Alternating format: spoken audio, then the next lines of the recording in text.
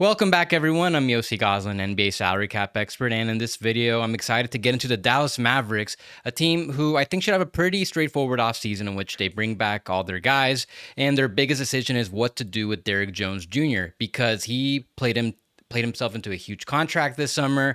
And so I'm going to get into his contract options with the Mavericks and how they can bring him back, and also go over some wing options in case he doesn't return.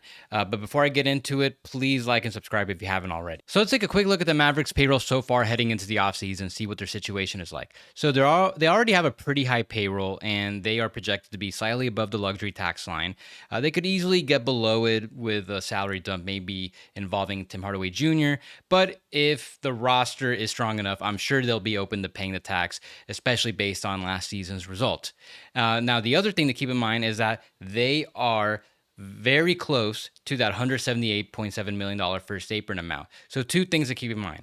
One, as of now, based on this build, they are projected to only have the taxpayer mid-level exception at $5.2 million as their highest means of spending for a free agent.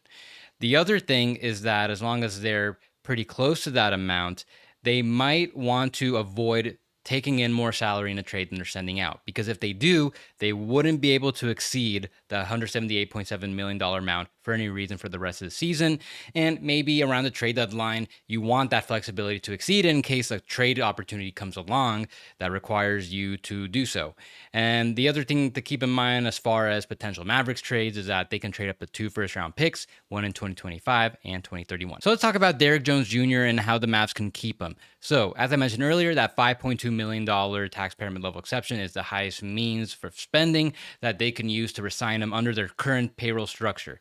There has been a train of thought that mainly in the early rounds of the playoffs that maybe he would accept it, then become a free agent the following summer, and then he could re-sign with the Mavericks for market value because he would accumulate early bird rights, and then he can re-sign with the Mavericks for 4 years, projected at roughly $62 million, and that would allow him to basically earn around $66 million over the next 5 seasons.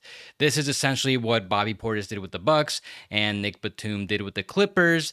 They took these short-term one-year deals, and once they got these rights, they signed for much bigger contracts.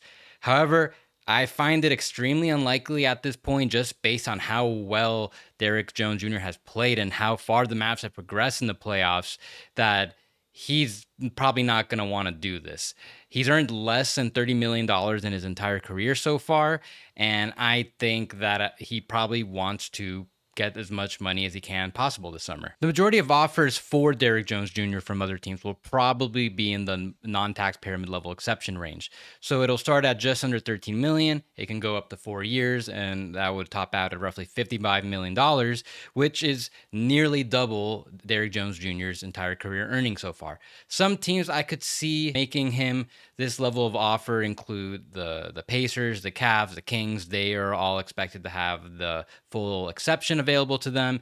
Maybe teams like Philadelphia or Oklahoma City, they'll have significant cap space. They can offer even more than that. However, I think his best fit is remaining in Dallas and continuing to play with Luka.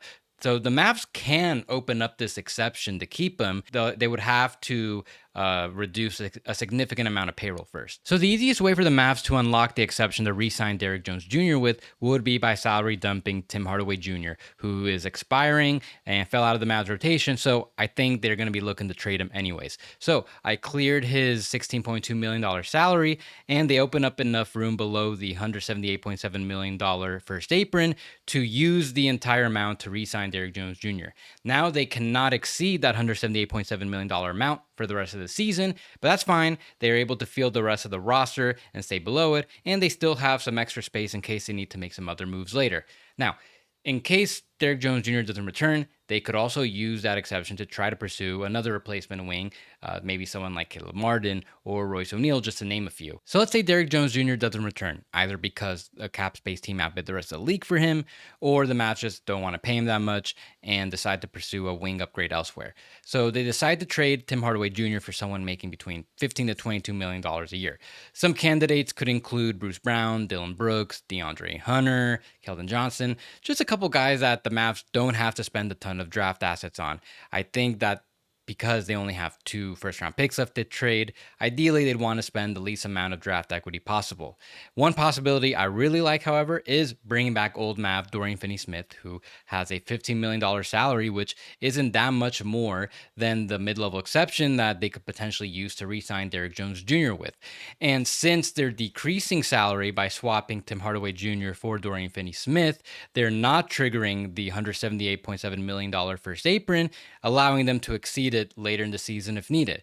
And that will come in handy if maybe by the trade deadline a trade opportunity comes along that requires them to go over that amount. Now, let's say the Mavs want to be more aggressive and acquire a more expensive wing, maybe someone like Andrew Wiggins, who makes $26 million, or someone like Jerami Grant, who makes even more. So I'm going to talk about Grant. He makes just under $30 million, and he is really one of the more expensive players that the Mavs can potentially go for. So they would need to give up another significant salary along with Tim Hardaway Jr.'s, but not only to match salaries for Jerami Grant, but to exceed his $29.8 million amount.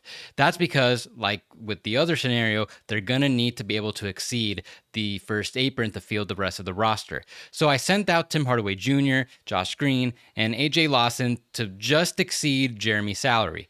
And they probably need to include a first round pick as well to sweeten the offer. And now they can't exceed the $189.5 million second apron because they aggregated all these salaries to match for Grant. But they still have plenty of flexibility below it to field the rest of the roster, and they could even use the $5.2 million taxpayer mid-level exception if they'd like. The only downside of being over the first apron, however, and they're just barely over it, that $178.7 million amount, is that come around January, February, when the trade deadline ends and buyout season begins, they wouldn't be able to sign players who had a pre-waiver salary of the non-taxpayer mid-level exception, that $12.8 million amount or more. But they could easily get below the first apron with a small salary dump or two later on in the year. So overall, I think the Mavs should have a pretty relatively simple offseason. Either keep Derrick Jones Jr., or if that's not possible, they should have plenty of trade options for another wing that isn't super coveted around the league, and they should be able to afford.